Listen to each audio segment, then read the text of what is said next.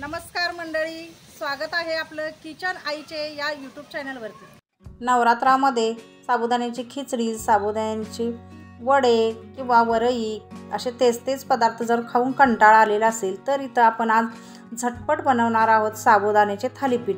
त्यासाठी हा व्हिडिओ शेवटपर्यंत नक्की बघा। इथे मी 2 बटाटे स्वच्छ धुवून साल काढून घेतलेली आहे। आता एका भांड्यामध्ये खिसून घेणार आहे। मी इथे 2च बटाटे खिसणार आहे, त्यामुळे मी छोट्या खिसणीचा वापर केलेला आहे। तुम्ही जर जास्त बटाटे खिसणार असाल तर मोठ्या खिसणीचा वापर केला तरी चालू शकतो। बघा इथे दोन्ही बटाटे किसून झालेले आहेत।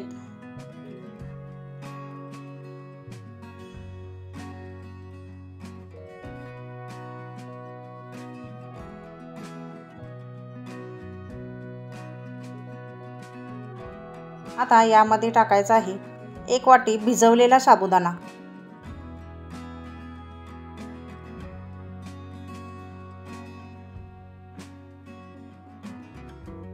2 ते 3 बारीक चिरलेल्या मिरच्या जर तुम्हाला जास्त तिखट हवं असेल तर जास्त प्रमाणात घेतल्या तरी चालू शकतात किंवा मिक्सरमधून वाटून घेतल्या तरीही चालू शकतं। आणि थोडीशी कोथिंबीर यामध्ये घालायची आहे। 1 चमचा भाजलेल्या शेंगदाण्याचं कूट घातलेलं आहे आणि चवीनुसार मीठ घालायचं आणि छान मिक्स करून घ्यायचं आहे। मिक्स करत असताना हाताने थोडं स्मॅश करायचं आहे, म्हणजे हे सर्व मिश्रण छान एकजीव होईल।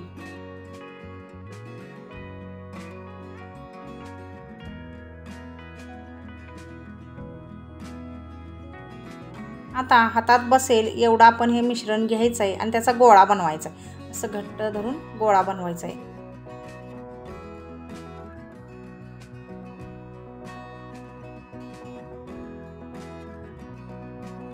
एका प्लेटमध्ये मी इथे प्लास्टिकचा कागद घेतलेला आहे। तुम्ही पोळपाटाचा वापर केला तरी चालू शकतो, त्याच्यावरती प्लास्टिकचा कागद ठेवला तरी चालतो।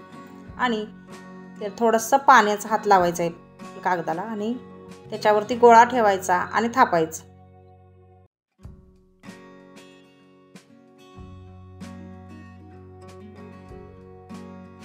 बघा इथे माझं थालीपीठ थापून झालेलं आहे। आता इथे गॅसवरती एक तवा गरम करायला ठेवलेला आहे, त्यामध्ये थोडंसं तेल टाकायचं 1 चमचाभर।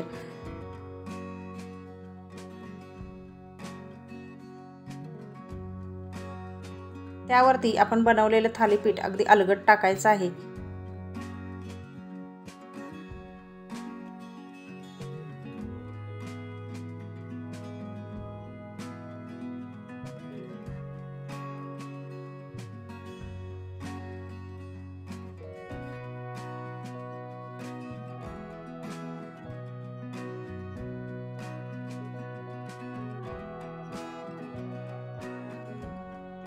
त्याच्यावरती 2 मिनिटांसाठी एक अलगद झाकण ठेवायचे आहे।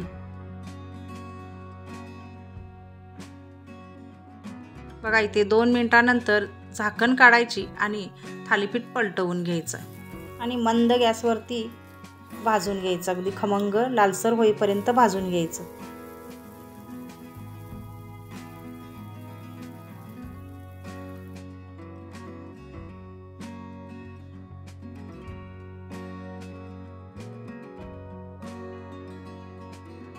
मी इथे आणखीन एक थालीपीठ बनवून दाखवणार आहे।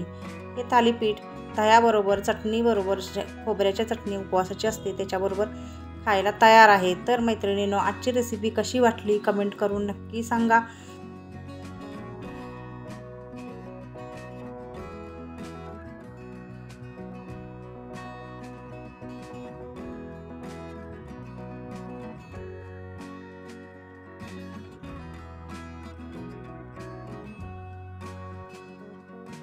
व्हिडिओ आवडला असेल तर लाईक करा। चॅनलला अजून सबस्क्राईब केले नसेल तर चॅनलला सबस्क्राईब करा।